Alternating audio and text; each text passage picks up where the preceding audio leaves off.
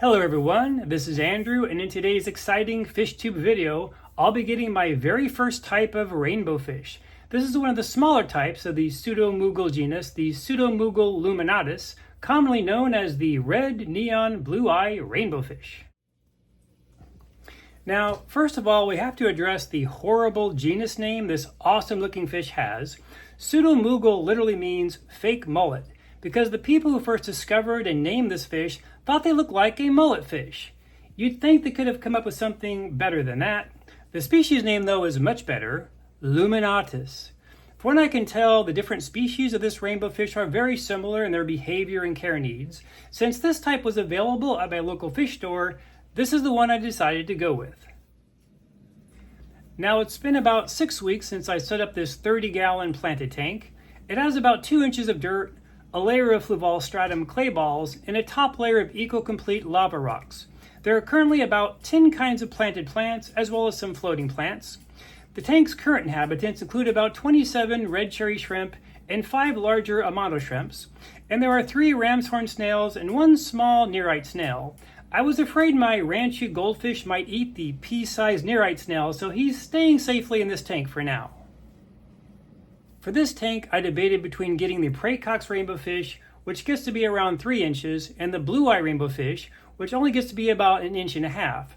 Since the Praecox are fairly fast swimmers, I decided to go with the smaller type of rainbows since this tank is only a foot wide.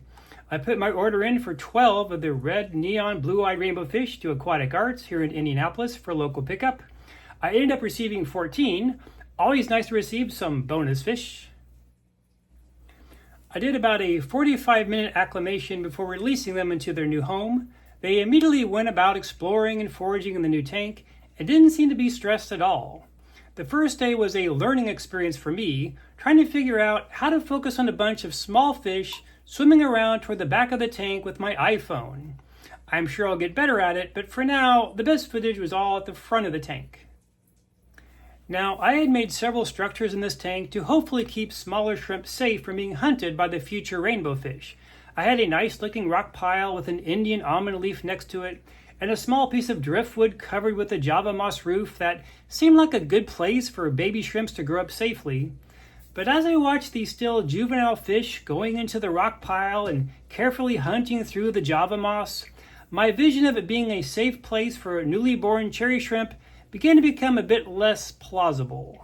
I also found that the tiny copepods that were happily swimming around in the tank all quickly disappeared. Ah well, it was nice watching them while it lasted. I'll try checking at night with a flashlight in a couple of weeks to see if any have survived. The males were fairly easy to tell since they have these distinctive pectoral fins that they wave frantically over their heads like cheerleaders waving their pom-poms. Some of mine have white highlights on them, while others have more orange highlights.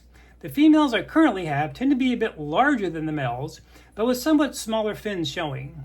Everyone, though, has these amazing luminescent-looking blue eyes. These fish are originally from Papua New Guinea, but these were, of course, bred in captivity. They seem to be able to survive in a variety of water parameters. My Indianapolis water is pretty hard with a high pH. So far, they seem to be thriving in it. I'm feeding these rainbows a variety of different foods. I hatch baby brine shrimp in a couple of the hobby hatcheries. I really love the simplicity of these, but obviously it's meant for feeding a relatively smaller number of fish, like I have. I also discovered a thing called decapsulated brine shrimp. It's amazing all the terms you start to learn in the fish hobby. The unhatched brine shrimp's eggshells have been chemically removed, so it's a very convenient way to get the fish pretty much the same amount of nutrition without having to go through the whole hatching process. They're also starting to eat flake food and some smaller sized frozen foods. I've also been giving them chopped up versions of all the other foods I've been feeding the goldfish, shrimps, and snails. Most people find that rainbow fish are not super picky eaters, which is always a good thing. I do plan to try to breed these at some point down the road.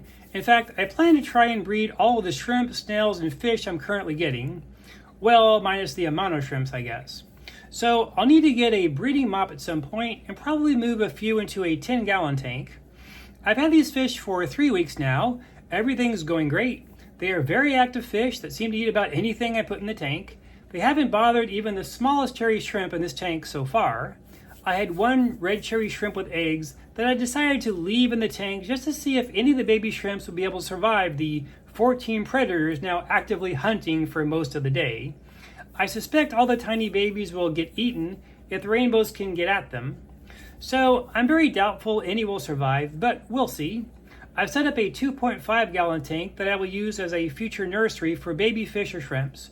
I've also set up a 10 gallon tank to use as either a quarantine tank, a grow out tank, or a breeding tank. So next time I get a red cherry shrimp with well-developed eggs, I'll transfer her over to the nursery. It looks like these rainbows can't eat the tiny baby pond snails in here unless I crush them up for them, so this tank will probably function as my ram's horn breeding tank. These 14 blue-eye rainbow fish are very fun to watch. They have so far been peaceful with the shrimp, snails, and each other. Their colors are amazing and they still have some growing to do. So that's the story of finally getting my very first type of rainbow fish. As some of you know, I've recently redid my 125 gallon to also be a rainbow fish tank, but we'll be getting a bigger type of fish for that tank. In fact, it's a type of rainbow fish that I debated getting 11 years ago, so I'm pretty excited about it.